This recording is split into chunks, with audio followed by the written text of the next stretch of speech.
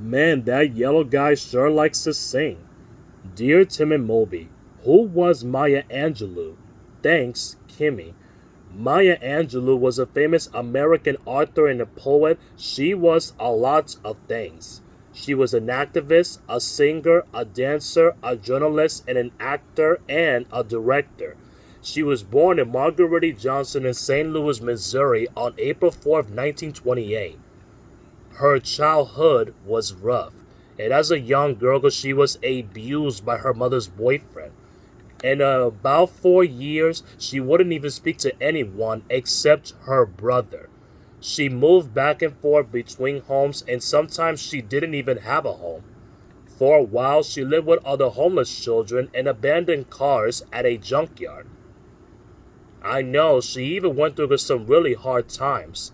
But Angelou turned those struggles into a great literature. Her poems and plays and books explore oppression in lots of different forms. And of oppression by black people, of by white people, and of women by men, and the poor by the rich.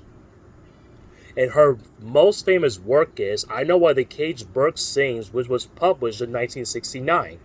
In it, she tells of the story of a young girl named Maya growing up in Arkansas in the 1930s. And at the time, the South was segregated. African Americans had to shop in different parts of the different stores, live in different parts of the town, and even go to different schools. But they were treated like second class citizens in pretty much in every other way. Yeah, but it was hard to believe that this wasn't even that a long ago. In the book, racism isn't Maya's only problem. She goes through some rough events just like the way she did as a child. Her mother's boyfriend abuses her and her mother abandons her. Maya feels trapped by her property, her skin color, and her gender. She thinks that she's totally powerless over her body and with her destiny. But over the course of the book, she learns to asset herself to take control of her life. Well, the character Maya isn't exactly a younger version of Maya Angelou. The book is based on her childhood, but it's not a strict autobiography. But that's a book where somebody writes in their own life history. Instead, Maya combined fact and fiction in order to make her story more powerful. The book also has a shifting perspective, and it's sometimes the character speaks it as an adult and sometimes as a child. So when you read it, you get two different perspectives on the events of Maya's life. In the both versions of the narrator switch in and out of a dialect, ways of speaking specific to a certain time and place. Instead, Maya uses the language to evoke the rural South of the 1930s.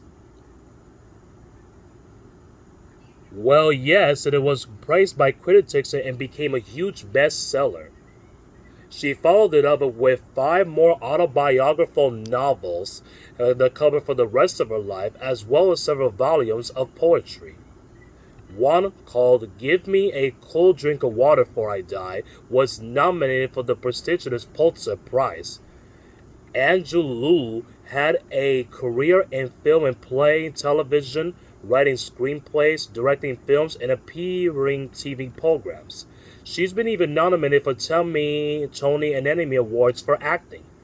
In 1993, she read her poem on the pulse of morning at President Bill Clinton's inauguration. She became the first African American woman and the first woman but to receive this honor. And in 2010, she accepted the Medal of Freedom from Barack Hussein Obama, the country's first African American president. And even toward the end of her life, Maya never slowed down. She was finishing a new book on it before her death in 2014. She was 86. Hey Moby, why don't we open that cage?